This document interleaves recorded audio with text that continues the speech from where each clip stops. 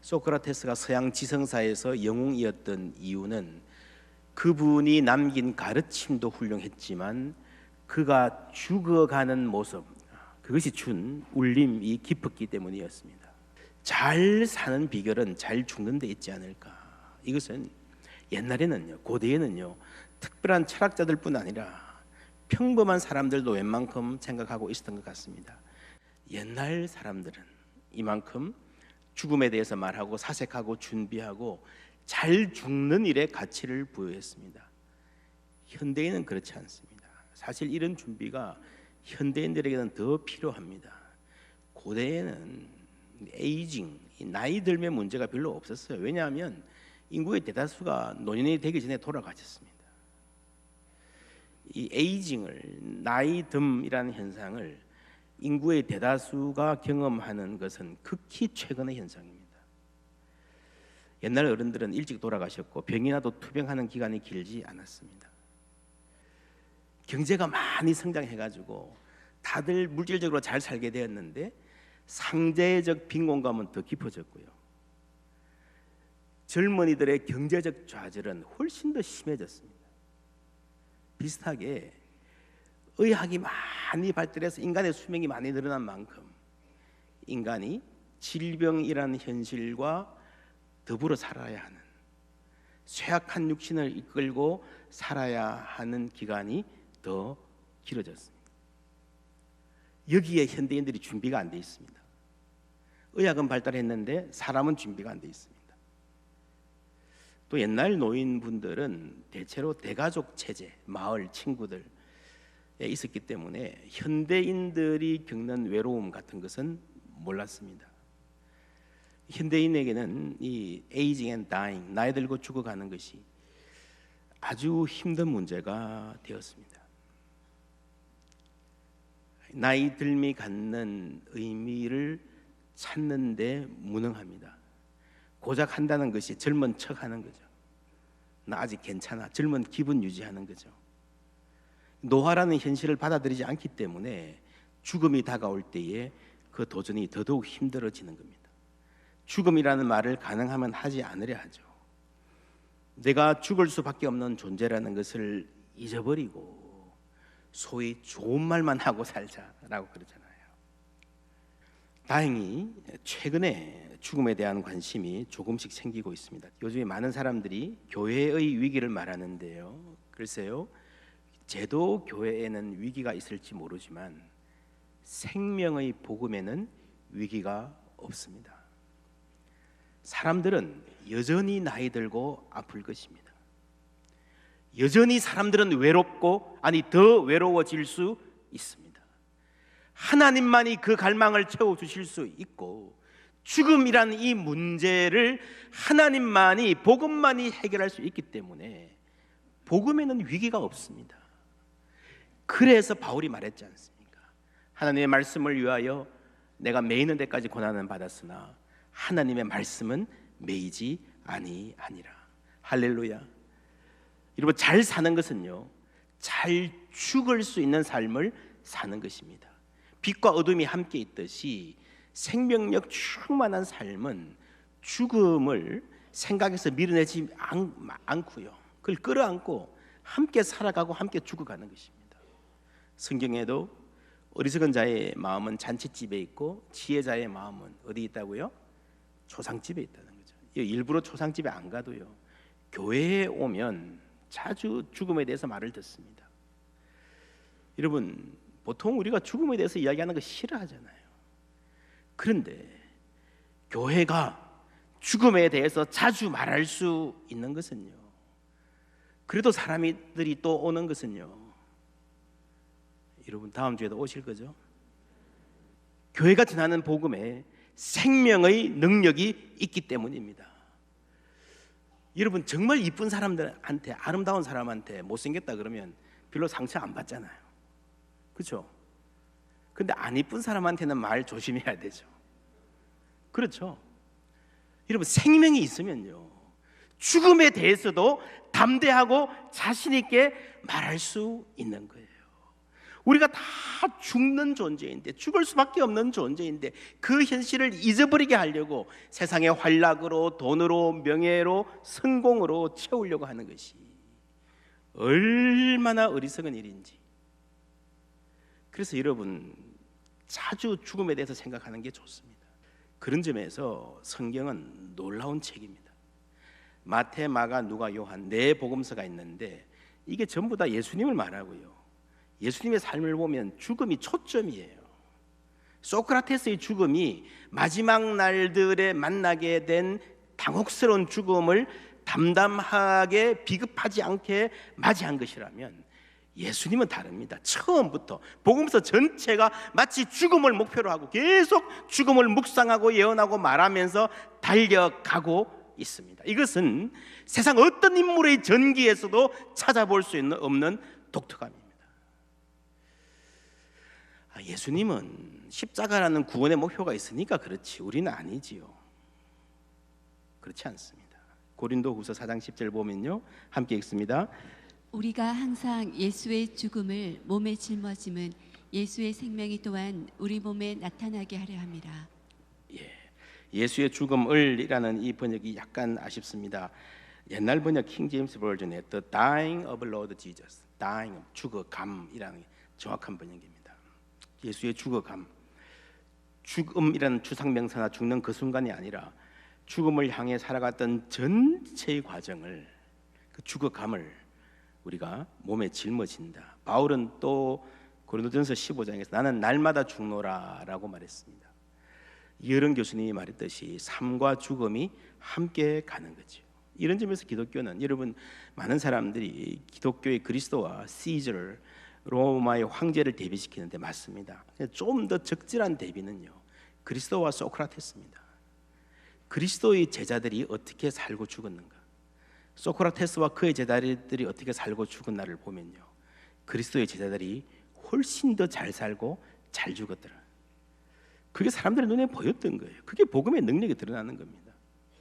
그런 점에서 오늘 우리가 읽은 디모데후서 4장 말씀, 죽음을 목전에 둔 바울의 고백, 아주 중요한 말씀입니다. 6절 함께 읽습니다.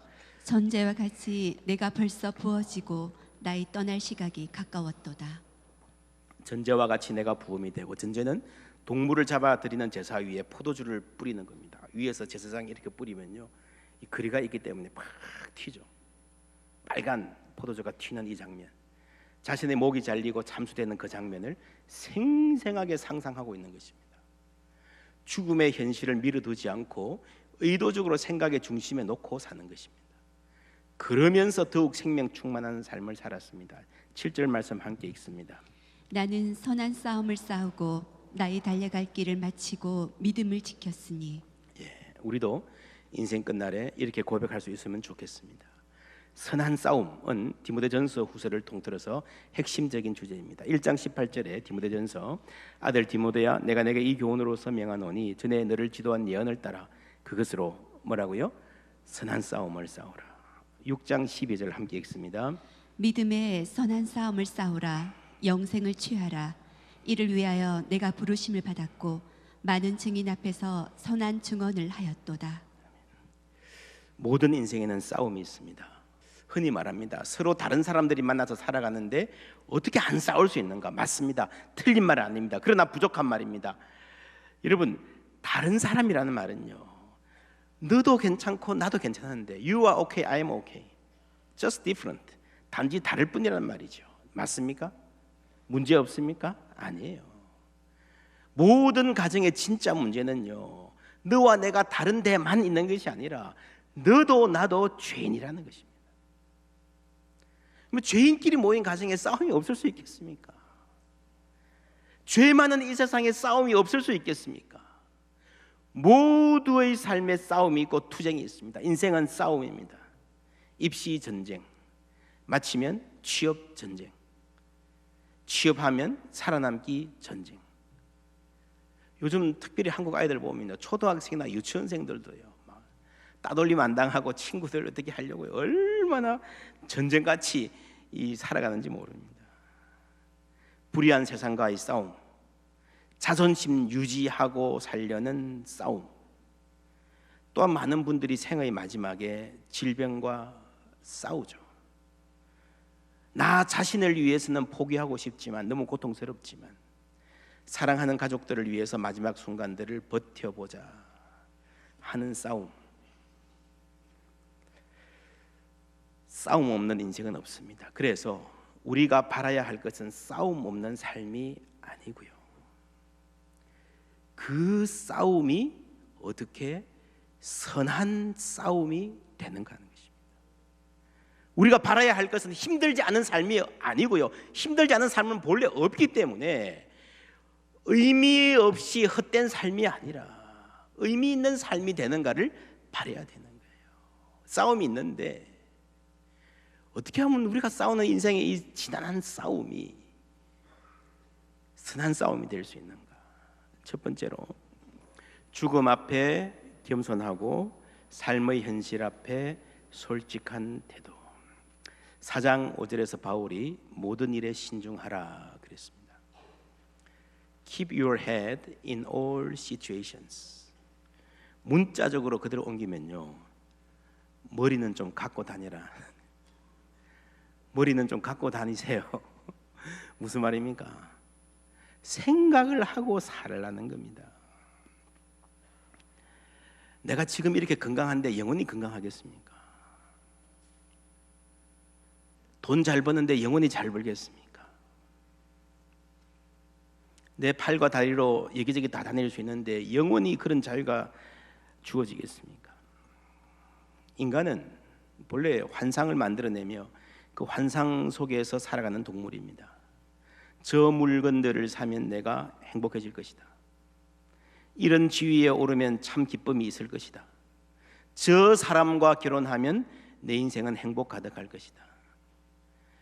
자녀가 좋은 대학 들어가면 참 만족, 내 모든 열등감의 치유 가능해질 것이다.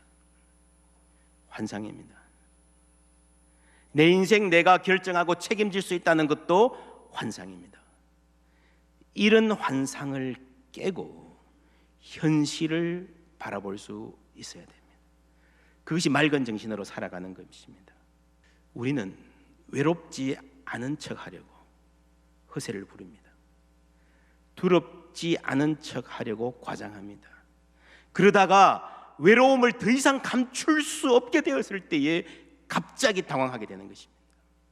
두려움을 더 이상 속일 수 없게 됐을 때에 갑자기 무너지게 되는 것입니다. 그래서 여러분, 미리 우리를 겸손하게 하시는 것이 은혜인 줄 믿습니다. 지금 겸손하십시오. 살만 할 때, 숨쉴만 할 때 겸손하십시오. 아직 팔다리에 힘이 있을 때에 겸손하십시오. 돈 잘 벌 때 겸손하십시오. 두 번째로, 육신의 생명을 넘어서는 삶의 목표. 디모데후서 4장 1, 2절 함께 읽습니다. 하나님 앞과 살아있는 자와 죽은 자를 심판하실 그리스도 예수 앞에서 그가 나타나실 것과 그의 나라를 두고 엄히 명하노니 너는 말씀을 전파하라.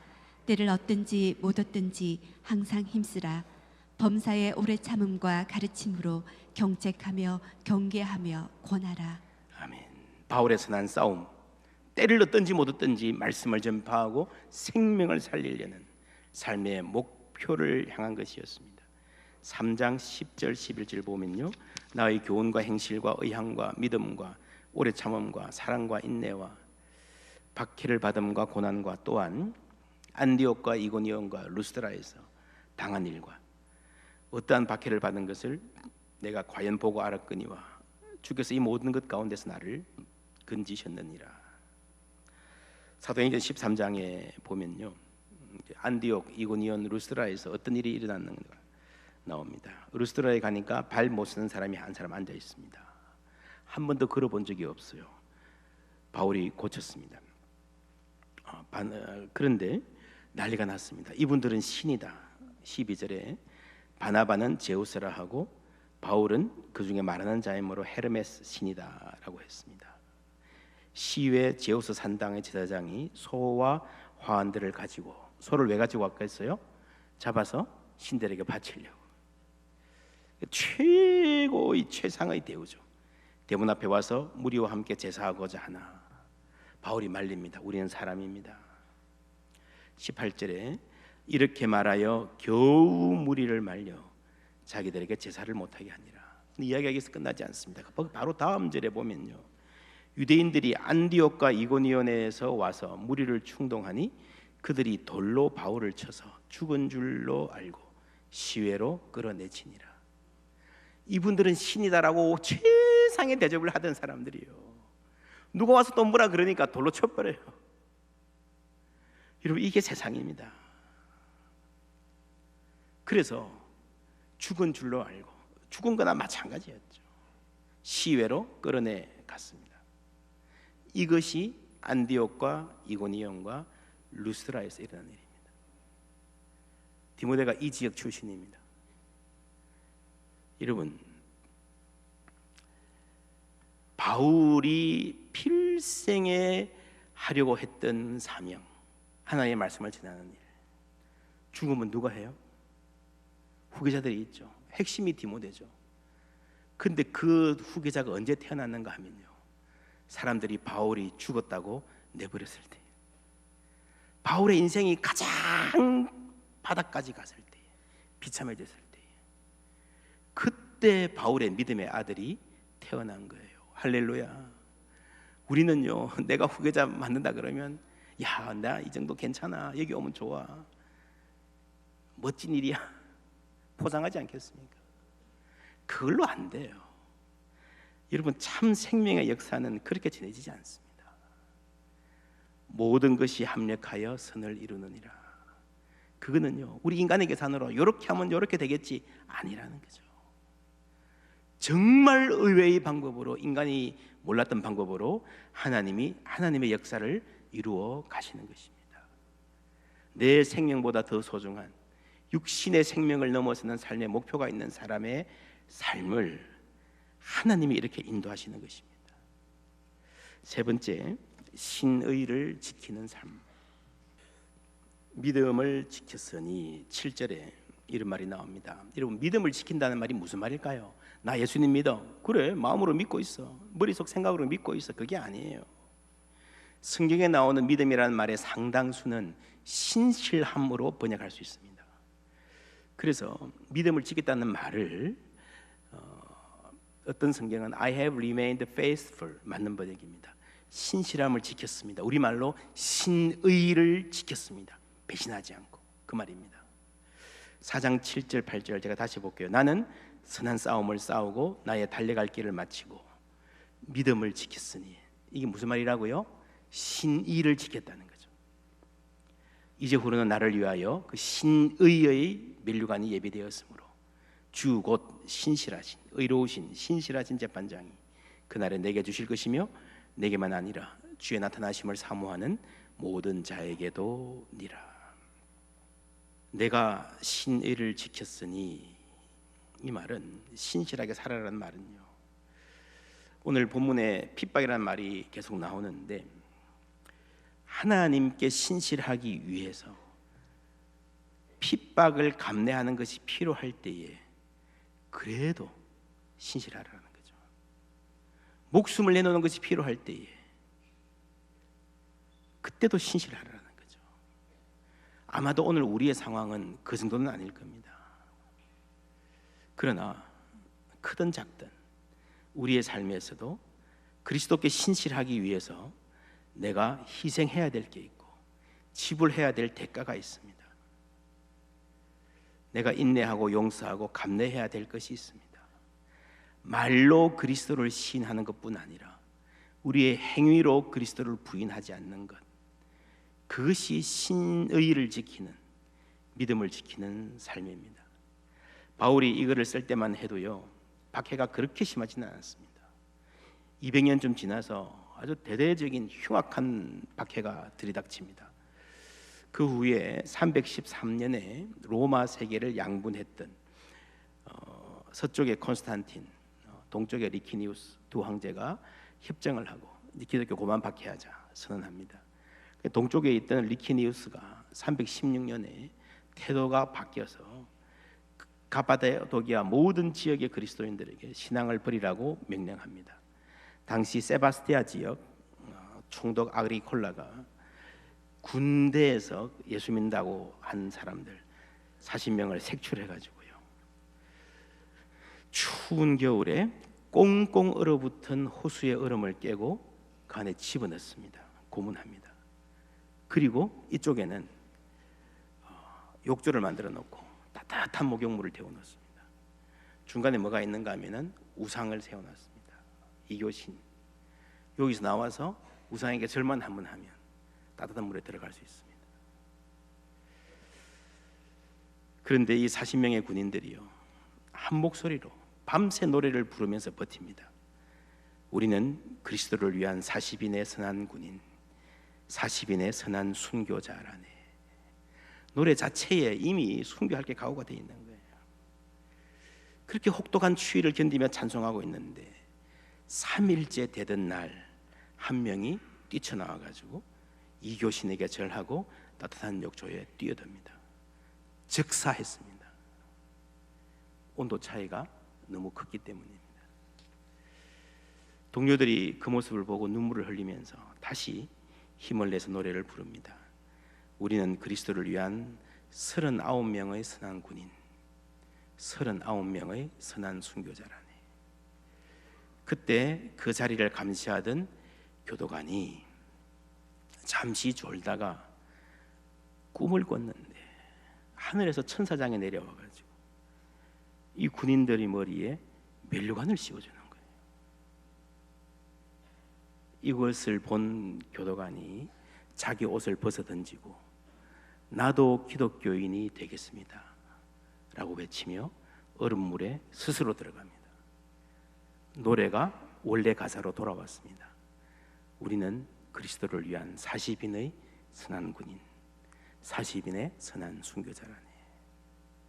그 다음 날 아침에 총독은 아직도 숨이 남아있는 40명을 끄집어내어서 전부 다 화형에 처했습니다. 그로부터 2년 후에 콘스탄틴 대제가 동로마 황제 리키니우스를 전쟁에서 격파하고 로마 제국을 통일하고 모든 그리스도인들에게 예배할 자유가 주어졌습니다. 하나님께서 이들에게 의의 면류관 씌워주셨고 살아있을 때도 믿음을 지킬, 신의를 지킬 힘을 공급해 주셨음을 믿습니다. 우리 사는 것은 내 힘으로 사는 것이 아닙니다. 우리 인생길 앞으로 무엇이 닥칠지 모르지만 하나님께서 미리 준비한 힘을 주실 줄 믿습니다. 나이가 든다는 것은 기다리고 있는 슬픔을 순서대로 만나는 것이다. 이 시인은 이렇게 말했습니다. 맞습니다. 우리는 많은 슬픔, 감당하기 어려운 이별들을 순서대로 만나야 됩니다. 부인할 수 없습니다.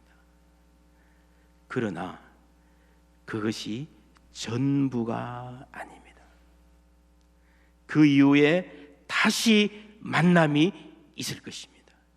그 죽음 이후에 새로운 생명, 고난 이후에 영광이 있을 것입니다. 또한 이 소망 가운데 신실하게 살아가는 모든 그리스도인들에게 이 슬픔 많고 이별 많은 이 세상을 찬송하며 살아갈 수 있는, 소망하며 소망 가운데 살아갈 수 있는 힘을 하나님 공급해 주실 것입니다. 이 신실한 하나님, 신뢰하며 살아가는, 신의를 지키고 살아가는 우리 모두 되기를 주님의 이름으로 축원합니다.